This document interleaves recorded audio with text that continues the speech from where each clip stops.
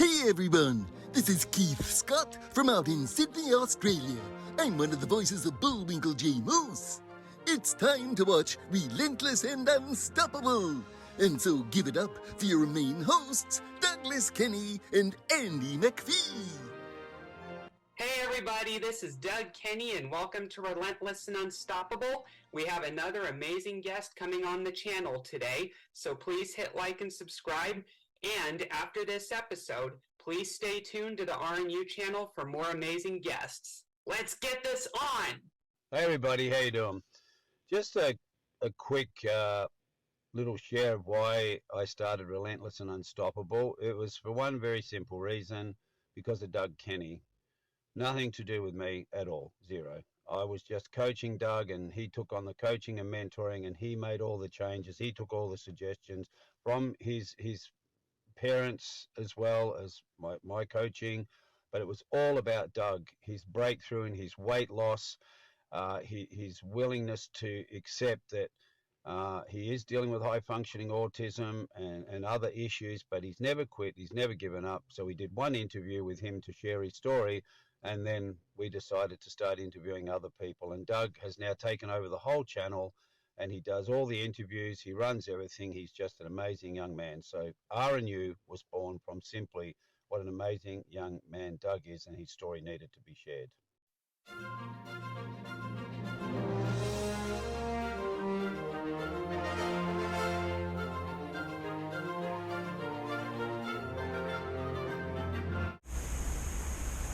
Well, she starts by just playing these minor league games with the Chattanooga Lookouts.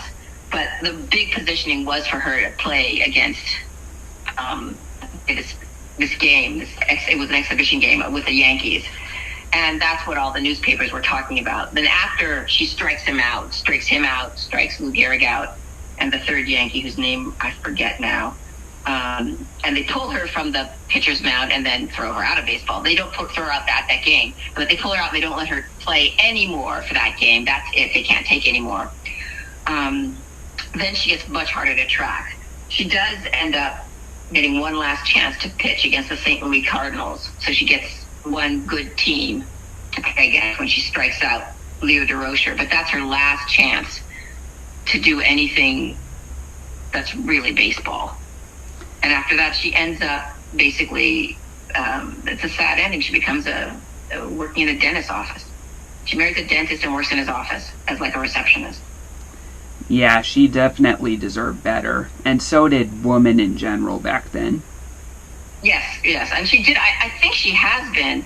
You probably know. I mean, hasn't she been inducted to the Baseball Hall of Fame? She certainly should be. No, they just have a little section on the history of women in baseball. And they talk about her.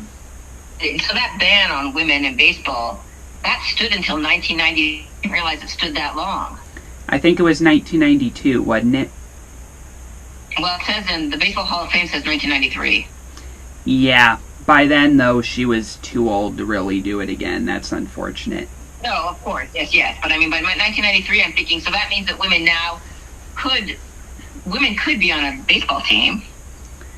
Yeah, they definitely could, and they should. You know, it should be a sport for everyone. Yeah, especially baseball. That doesn't take a whole lot of muscle, and a lot of it is technique.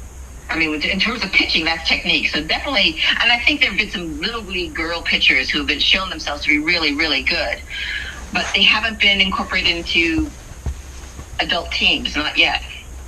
Yeah, just curious. Do you know those pictures that are online of Jackie's interaction with Babe and Lou Gehrig, you know, and how they shake hands in the images? Was that before the game or after?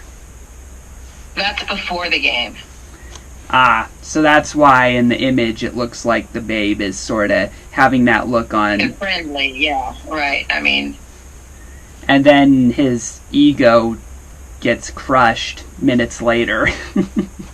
Yes, and he doesn't want to be so friendly, exactly. Yeah. It does seem like, though, compared to what I read, that Lou was more gracious about it, from what you told me. Yeah. Yeah, I mean, like I said, I'm relying really on newspapers. That's all we've got, because she didn't write about this herself. I wish she had. But there was nothing of the acrimony he had. And Babe Ruth was quite loud about it to reporters, whereas Lou Gehrig was not. Yeah, I know what you mean. So, yeah, how did you get this book produced exactly? Well, like I said, it was my editor's idea, because I've been doing a series of books about women that you should know about. I think the one that came before this was about Harriet Quimby, who was the first woman to fly a plane across the English Channel. And this is in the early 1900s, when planes looked like big box kites, and you were flying with no instruments. You had a compass, and it was still dangerous to fly across the English Channel. And a male pilot had done it before her, and he had ended up over the North Sea and got lost and never was heard from again. So I had been doing books like that.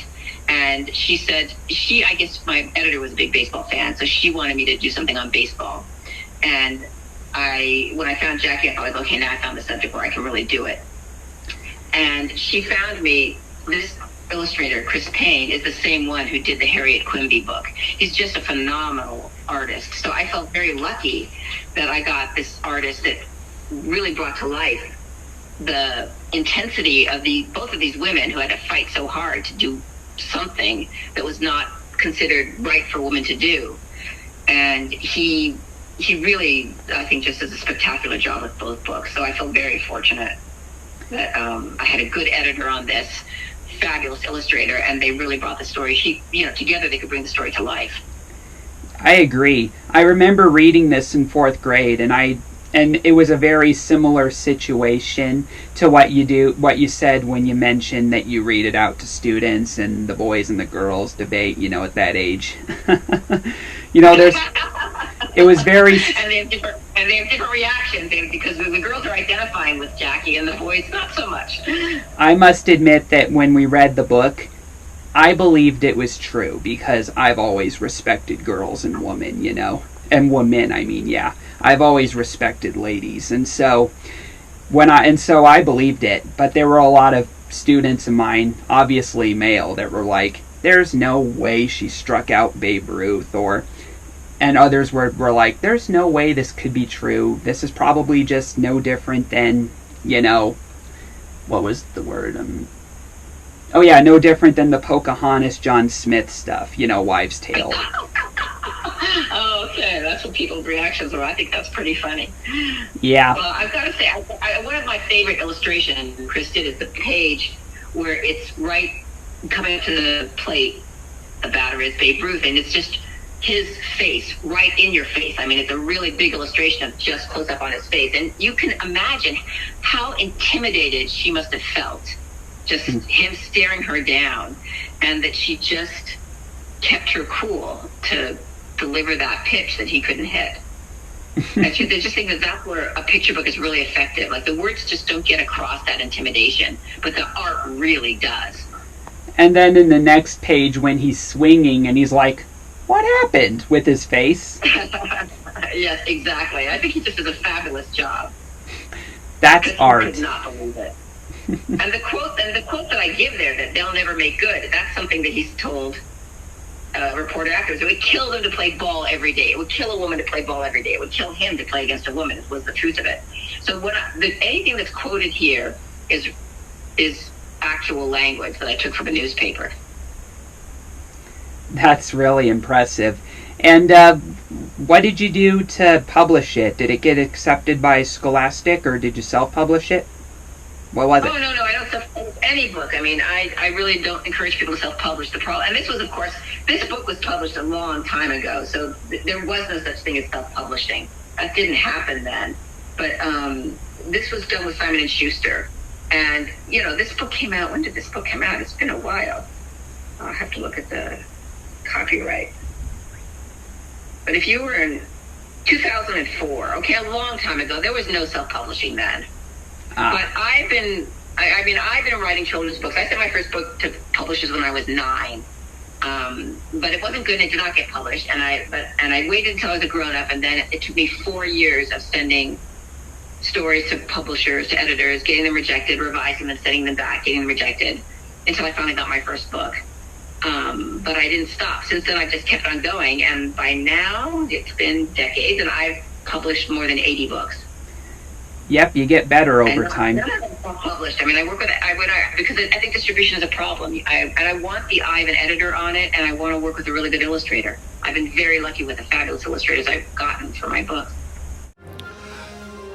Gee, that's all we have for Relentless and Unstoppable.